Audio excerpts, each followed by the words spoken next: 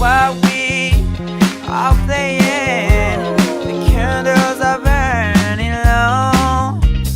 One for each night, big shadows will light to remind us of days long ago. ימי החנוכה, חנוכת מקדשנו, כאילו בשמחה ממלאים את ליבנו. לילה ויום סביבוננו יסוב, סופגניות נאכל במלאוב. העירו הדליקו נרות חנוכה רבים, על הניסים ועל הנפלאות אשר חולל השם למכבים. על הניסים ועל הנפלאות אשר חולל השם למכבים.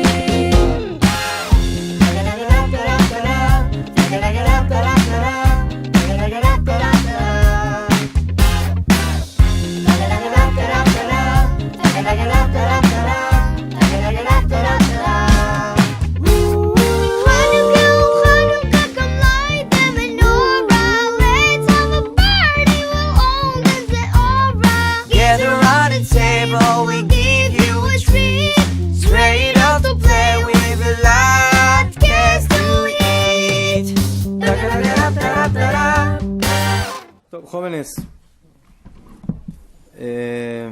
nos queda poquito tiempo, pero vamos a empezar.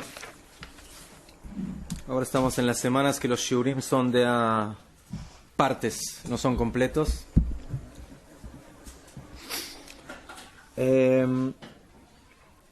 Yo quiero hablar un poco de Hanukkah,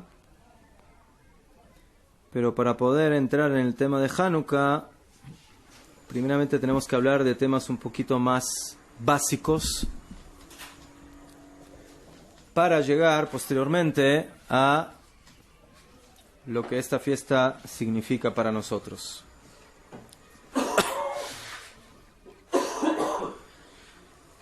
Históricamente, el pueblo de Israel ha tenido que sufrir lo que se denomina Arba Galuyot, 4 diásporas. Cuando hablamos de 4 diásporas, estamos hablando además del Galut Mitzrayim, porque Galut Mitzrayim es un Galut, es una diáspora independiente. Ella la podríamos denominar la diáspora de las diásporas. Fue el primer Galut que tuvo que sufrir Am Israel a nivel nacional. Y básicamente fue el Galut con el cual nace el pueblo de Israel, porque ¿en dónde nace el pueblo de Israel y se desarrolla? En Mitzrayim, en Egipto, que en una historia que básicamente comienza la parashá que viene cuando Yosef es tirado al pozo y llega a Egipto y ahí lo van a buscar y él se transforma en el vicerrey, etcétera, etcétera. Entonces el Galut de Mitzrayim es otra historia. Cuando hablamos de los Arba Galuyot, nos referimos a los Galuyot que tuvo que pasar a Israel luego de haber entrado en Eretz Israel, comenzando por el primer Jurban Bet HaMikdash, la primera destrucción del primer templo por medio de Nebuchadnezzar Melech Babel, Nabucodonosor, emperador de Babilonia. Luego tenemos históricamente, sin entrar exactamente en las fechas, que no las tengo bien en la mente, pero más o menos son conocidas. Luego tenemos la historia posterior de lo que llamaríamos el suceso de Purim, que sucede en el imperio pérsico, Parás Umadai, el emperador Ahashverosh, la historia con Amán, el primer ministro, el deseo de aniquilar y destruir a todo el pueblo judío que vivía en el imperio pérsico, y el milagro de la salvación, Esther, Mordejai, toda esa historia. Luego tenemos la historia de Hanukkah. La historia de Hanukkah, que es nuestro encuentro con un tercer imperio en aquella época.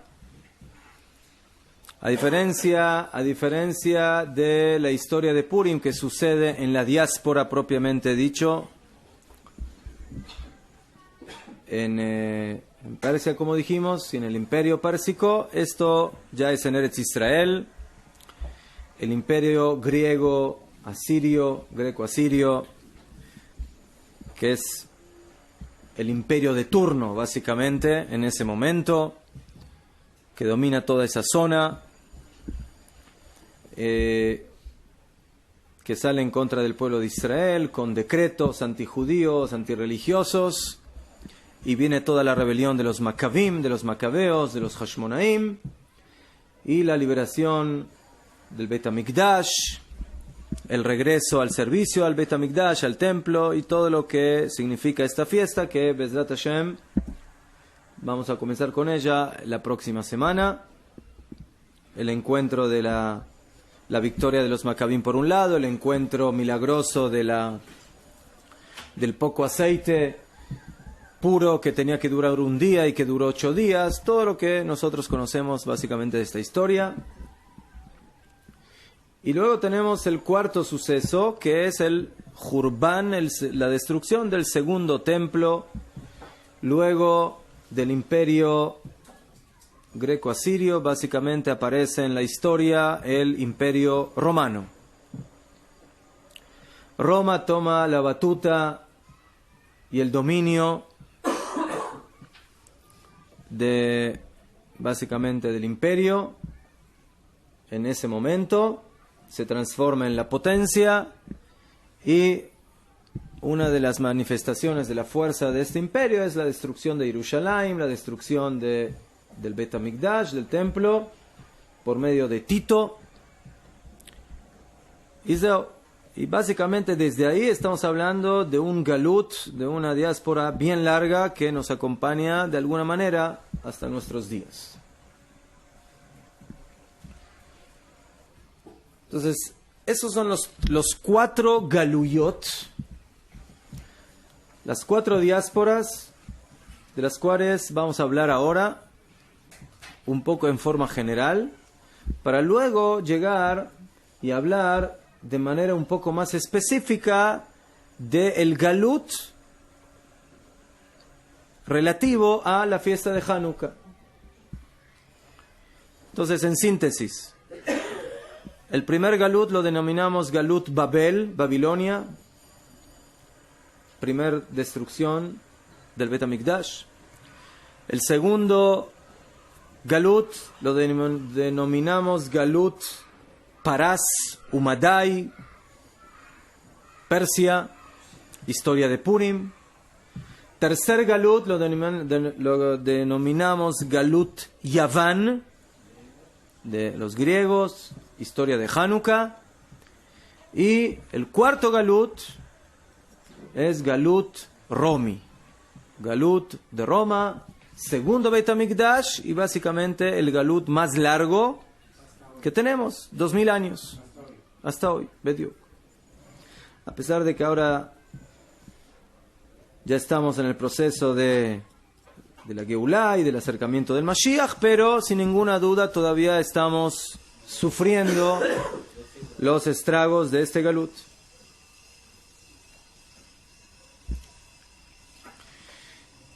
Estos 4 galuyot, a pesar de que históricamente suceden mucho después de la creación del mundo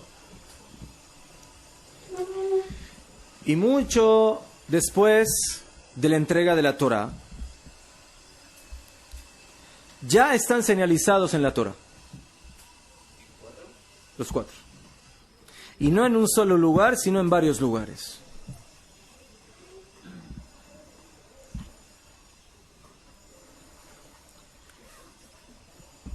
¿Qué? Nos dicen Jajamim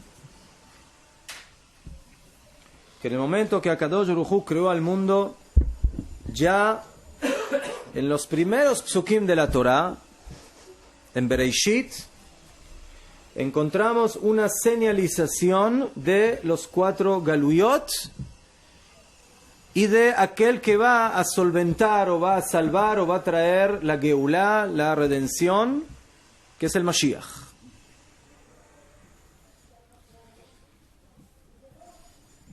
Dice la Gemara, Rabbi Shimon ben Lakish patar karia, o sea, enseñaba este pasuk. Bereshit bara Elokim et hashamayim ve'et haaretz, en el principio de la creación del cielo y la tierra, ve'haaretz aita tohu vavou vechoshech al penei tehom. Cuando Hashem crea al principio de la creación el cielo del cielo y la de la tierra, la Torah utiliza 4 terminologías de oscuro, de vacío.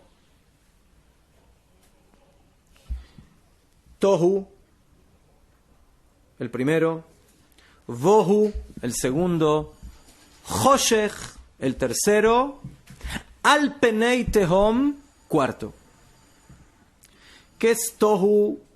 ¿Qué es Vohu? ¿Qué es Choshech? ¿Qué es penei tehom? Entonces, Tohu Vavohu son 2 términos que implican vacío, mezcla, o sea, cosas que no son claras. Pero que implican que las cosas todavía no están hechas, o sea, que están, como dijimos, en vacío. El tercer término es Choshech. ¿Qué es Choshech? Oscuridad. Y el cuarto término dice al penei tehom. ¿Qué es el tehom? El tehom es el vacío. ¿Ah? Sí, tehom es como donde hay un abismo, te digo, un abismo. El tehom es el abismo. Y luego dice el pasuk, Veruach Elokim, y el espíritu de Elokim merajefet al pnei hamayim. Es como si estaría volando sobre las aguas. Dicen los Jajamim, ¿qué son estos 4 términos de vacío y de oscuridad? Dicen Jajamim, Tohu es Malchut Babel, Babilonia. Vohu es Malchut Madai, los madiitas o los persas. Choshech, ¿quién es? ¿Quién es? Yaván, los griegos. Al penei tehom, en las, como dijimos, el abismo, Zo Malchut Arish'a.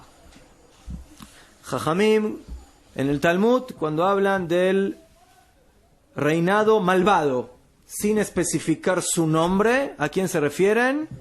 A los queridos y amados romanos, que eran conocidos por su piedad, por su compasión, por su bondad. ¿Eh? ¿Eh?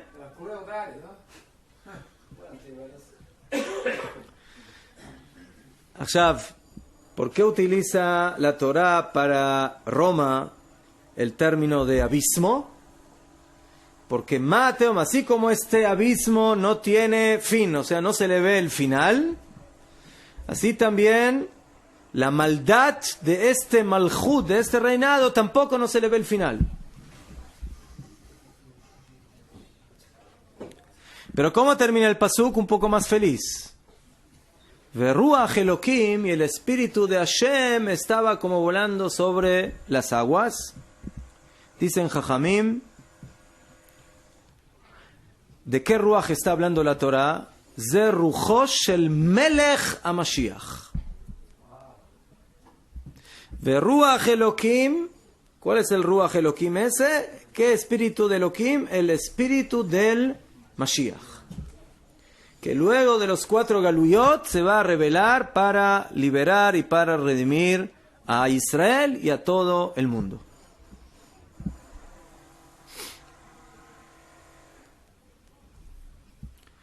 Entonces, jóvenes, ¿qué vemos aquí? Algo que todavía en la historia no sucede y ni se sueña ya está señalizado en el primer pasuk de la Torah. Perdón, en el segundo.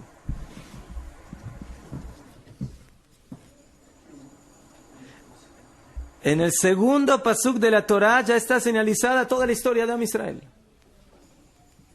No conté cuántas palabras tiene ese pasuk, pero esas pocas palabras de ese pasuk ya señaliza básicamente toda la historia de Am Israel desde el primer Jurban, desde la primera destrucción del Bet HaMikdash hasta hoy. No hasta hoy, hasta que venga el Mashiach.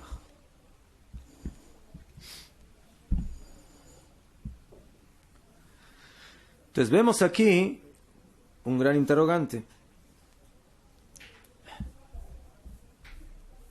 Retóricamente, cuando Hashem crea el mundo, lo crea para que el mundo vaya en qué dirección. En la dirección de la destrucción, en la dirección de la maldad, de las persecuciones, de los galuyot, o que vaya en dirección de la perfección, del crecimiento, del adelanto, del mejoramiento.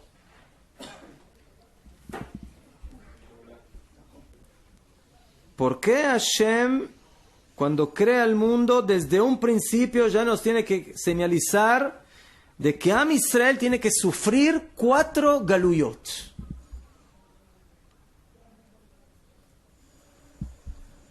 Y es tan importante este tema que la Torah tiene que hablar de eso ya desde el principio.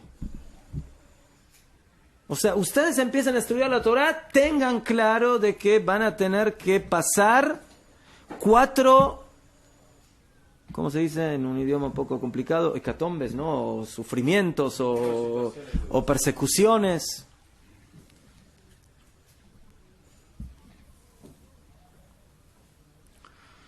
O sea, esto se conecta con otra cosa más. En Parshat Lech Lecha tenemos un midrash en el pacto llamado Brit Ben Abetarim. ¿Se acuerdan cuando Abraham Avinu tiene un sueño? Luego de preguntarle a Hashem, ¿cómo yo sé que voy a heredar la tierra de Eretz Israel? Y ahí Abraham cae en un sueño y luego tiene que tomar unos animales y partirlos por la mitad y pasar entre ellos. Y ahí Hashem le informa a Abraham Avinu que va a suceder, que vamos a tener que sufrir básicamente el primer galut de la historia, que no es ninguno de estos 4, sino que es el galut de Mitzrayim. Y ahí la Torah dice,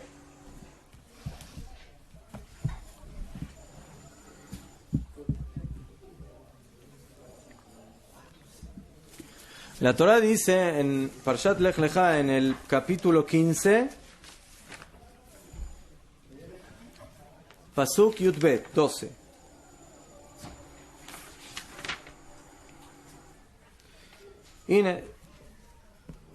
Vayomer Elav, le dice Hashem a Abraham, le dice los animales que tiene que tomar. Los tomó Abraham, los partió por la mitad, puso cada pedazo frente al otro, al pajarito no lo partió. Y luego dice la Torah, Vayehi Hashemesh labo, o sea que el sol se puso, o sea vino el ocaso. Vetardemá nafla al Abraham, y Abraham entró en una especie de tardemá. Tardemá es como sueño. Vejine, he aquí, que ¿qué le sucedió a Abraham Avinu cuando entró ese sueño? Escuchen bien. Eima, 1, Hashecha Gedolá, perdón, Hashecha 2, Gedolá 3, Nofelet Alav 4. 4 términos de lo que le pasa a Abraham Avinu cuando está en ese sueño. Dice el Midrash, Vejine, Eima es temor, pero es un temor bien fuerte. Eima, dicen Jajamim, simboliza Galut Babel. Hashecha, oscuridad. Parás. Persia. Gedolah, o sea, una oscuridad grande. O sea, el primero es oscuridad normal. Pero a eso se agrega una oscuridad todavía mucho más oscura, mucho más profunda. ¿Esa quién es? Grecia, Yaván. Nofelet alav, recae sobre ella, sobre él, Romi. O sea que aquí también a Abraham Avinu le están señalizando los Arba'a Galuyot.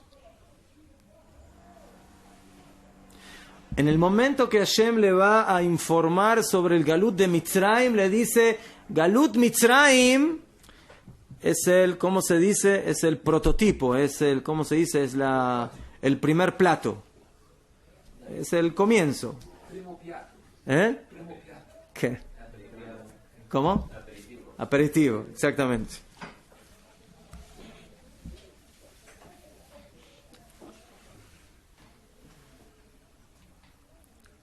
No sé dónde leí una vez de que la escalera de Jacob vino con la que soñó tenía 4 peldaños.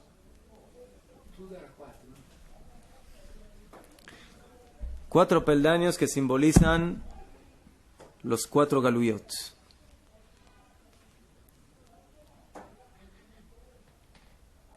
Y que Jacob vino veía como el último peldaño no acababa, o sea, seguía y seguía y seguía y seguía. El Galut de Roma, que nunca acababa. Hasta que le mostraron que sí iba a acabar en algún momento. Entonces vemos aquí de que en el comienzo de la creación y en el comienzo de la historia de Am Israel, nuestro primer Abba, nuestro primer patriarca, ya a ellos se les señaliza de que el pueblo de Israel va a tener que pasar por la situación de 4 conflictos a nivel nacional que los denominamos Galut.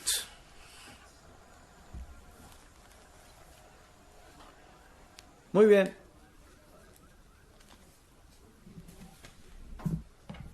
Todo lo que estoy diciendo está basado en las palabras del Maharal de Praga en su libro Ner Mitzvah, la vela de la mitzvah, que es un escrito especial del Maharal respecto a la fiesta de Hanukkah. O sea, en realidad yo no empecé desde el principio, yo empecé un poco más avanzado, pero ahora volvemos al principio del Ma'amar, del escrito. El Maharal trae algo que aparece en el libro de Daniel. El profeta Daniel,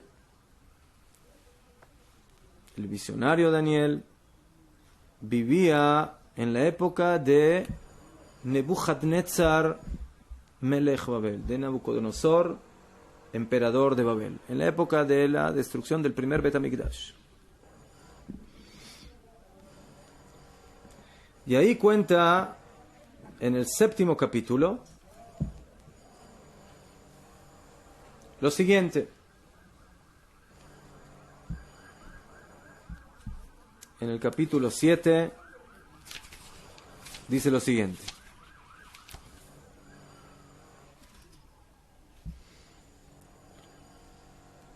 Un minutito. ¿Qué? En el primer año de Belshazzar, rey de Babel, Daniel vio un jalom, tuvo un sueño. ¿Qué? Y ahí escribió el sueño que vio y dijo: He aquí, yo, Daniel, que vi en mi visión en la noche.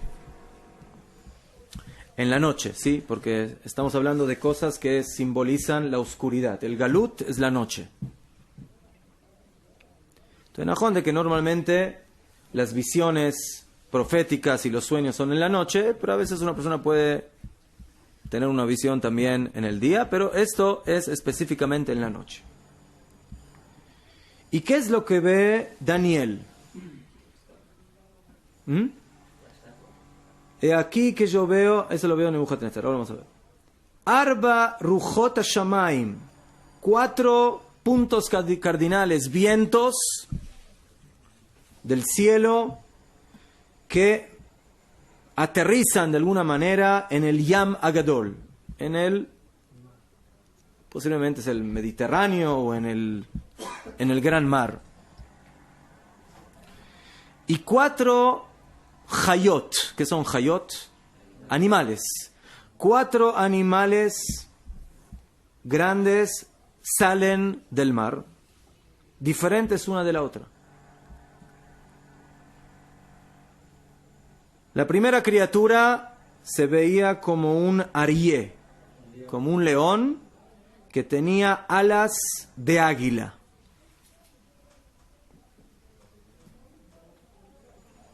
Y yo vi cómo se le iban cayendo las plumas de sus alas, que no tenía alas en sus plumas. Burmamina Aretz, y se levantó, ¿sí? Empezó a volar. Velev Adam Nitanla, y tenía como una especie de corazón humano. Ese es el primer animal. Una especie de águila, león o león águila, como lo quieran llamar. ¿Sí? Después vi un segundo animal que se parecía a un dov. ¿Qué es un dov? Un oso. Un oso. ¿Qué?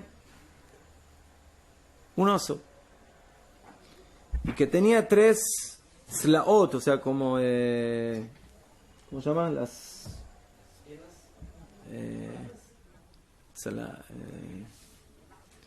lo que le sacó a Hashem a Adán para crear a Javá. Costilla. 3 costillas de carne que estaba comiendo. ¿Qué? Y le decían a ella, Kumi be ichli basar arbei. Come, sí, se sabe, el oso es muy goloso. Gol oso, por eso se llama oso. Le gusta comer. Sí, por eso es flaquito. Top. Ese es el segundo animal del sueño.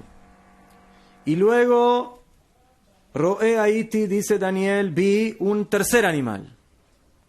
¿Qué animal? Un namer. Un namer es una pantera o un tigre. ¿Sí? Y tenía, otra vez, tenía como 4 alas y 4 cabezas. Kitzur, algo espantoso.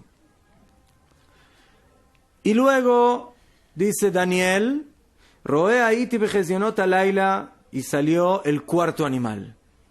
Imagínense si así fueron los primeros 3, ¿qué vio en el cuarto?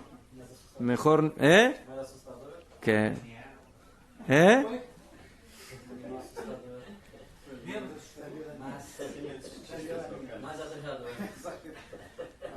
Tranquilo, Daniel, tranquilo. ¿Sí? El cuarto animal, Noraave Ayumá, o sea, temible y terrible. O sea, algo estremecedor. Vajazaka beyoter, y muy fuerte, muy poderosa. Veshinei barzel gedolotla, tenía dientes de hierro. Barzel. Ojelet, comía un mecatetet, o sea, trituraba todo lo que se le metía en la boca. Y lo que quedaba, de lo poco que podía quedar, lo pisoteaba con sus pies. Y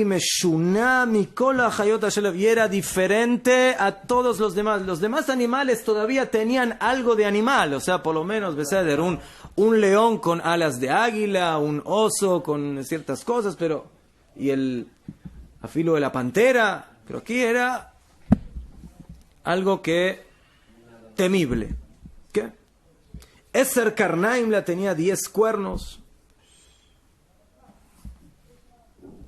Eso es lo que dice el pasuk.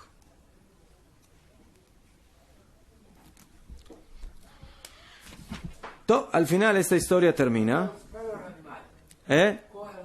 No tiene nombre.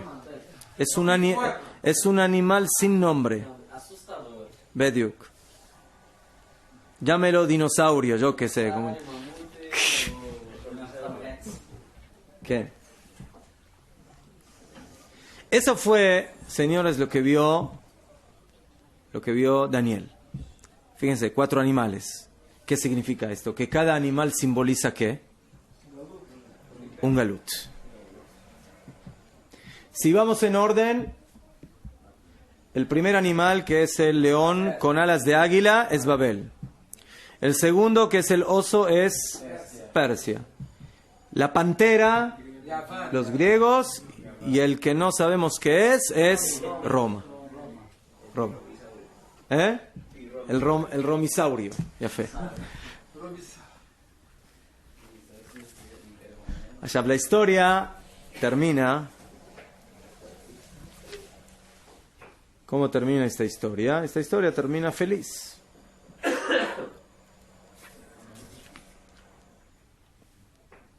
¿Quién? ¿Dónde está? Un minutito. La historia termina que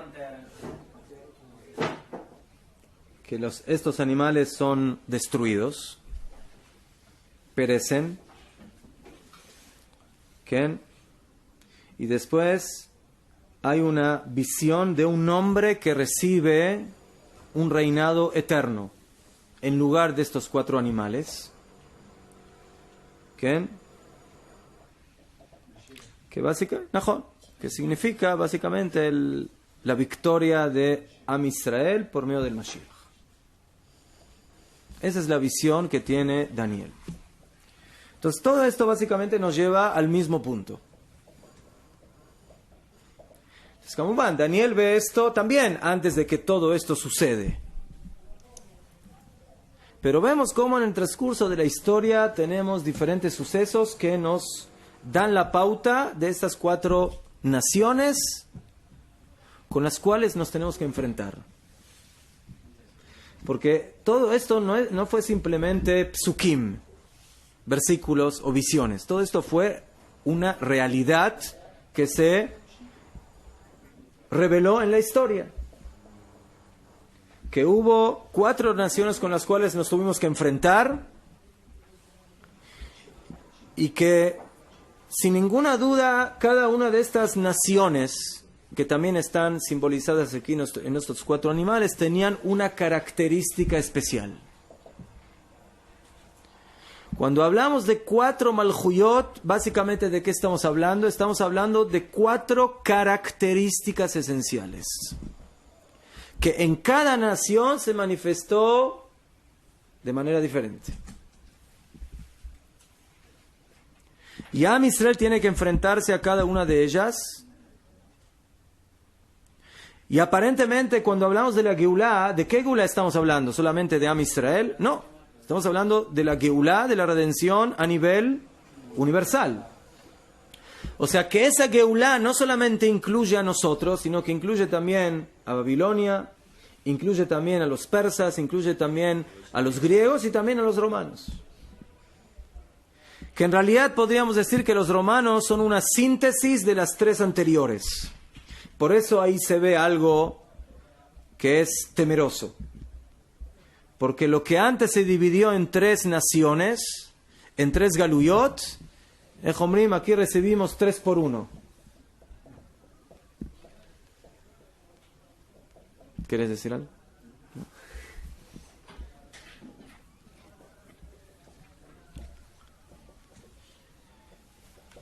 Te dice el Maharal, tenemos 2 minutitos, de que estos Malhuyot básicamente vienen a debilitar o a disminuir el honor de Hashem en el mundo.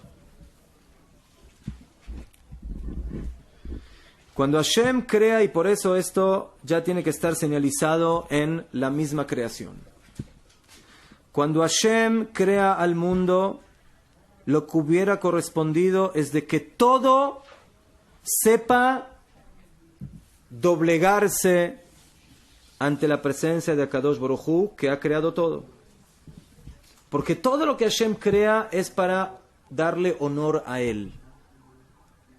Baruch Elokeinu, bendito nuestro Dios, Shebra'anu lichvodo, que nos creó para su honor. Pero aquí aparentemente vemos naciones que no se someten a ese honor divino. No solamente que no se someten a ese honor divino, sino que lo contradicen. Luchan en contra de él. ¿Cómo sabemos que luchan en contra de él? Porque en el momento que luchan en contra del representante de Akadosh Baruj Hu en la tierra, que es Am Israel, eso significa que estas naciones no quieren permitir que se manifieste el honor divino en el mundo. Como diciendo, nosotros le queremos quitar, queremos impedir la manifestación del Kvod Hashem, del honor de Akadosh Baruj Hu en la tierra. Pero aparentemente, en el momento que esto figura ya desde Bereshit, quiere decir de que de alguna manera esto tiene que suceder. O sea, si Akadosh Baruj Hu me coloca los Arba Galuyot en Bereshit bara Elohim, en la creación, ¿por qué me lo coloca ahí? ¿Por qué me lo coloca ya desde el principio? Para entender de que eso es parte de la creación, de la historia. O sea que por algún motivo esto tiene que suceder así. ¿Por qué tiene que suceder? ¿Por qué tiene que haber Arba Galuyot? ¿Por qué tiene que haber naciones que básicamente quieren extirparle la posición a Am Israel, quieren negar la presencia de Akadosh Baruj Hu en el mundo, cada uno de acuerdo a su esencia, de acuerdo a su forma de actuar en el mundo? Entonces, ese es el tema que lo vamos a ver en la próxima clase. Pero en síntesis, en el momento que hay algo creado, eso mismo ya es una imperfección. ¿Por qué? Ya fe. Porque aquí hay un problema. Todo lo que viene de Hashem aparentemente tiene que ser perfecto. Pero, ¿todo lo creado puede ser perfecto como el Creador? No. ¿Por qué no? Porque el hecho mismo de ser creado, eso ya implica una imperfección, que no eres creador si no eres creado. En el momento que en la esencia de la creación hay un nivel de imperfección, entonces eso ya implica que estamos en una situación problemática, en una debilidad. Y la pregunta es cómo yo, ¿sí?, me sobrepongo a esa situación. ¿Cómo logro yo de alguna manera mantener la perfección, que sería la unidad con Akadosh Baruj Hu, a pesar de que soy criatura y no soy creador? Entonces, esa dualidad de por un lado ser creado por Hashem, pero por otro lado ser criatura, que implica ya un nivel menor, ese punto vamos a tratar de verlo en la próxima clase de Bezrat Hashem.